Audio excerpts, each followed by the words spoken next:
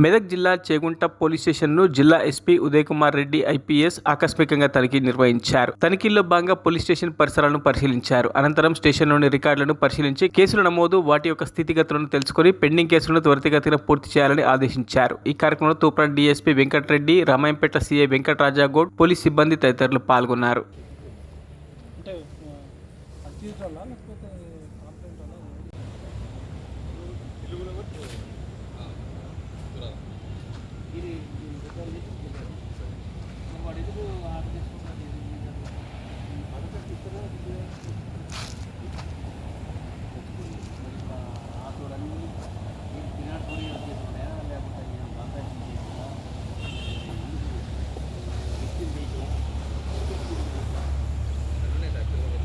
మరిన్ని అప్డేట్స్ కోసం మా ఛానల్ని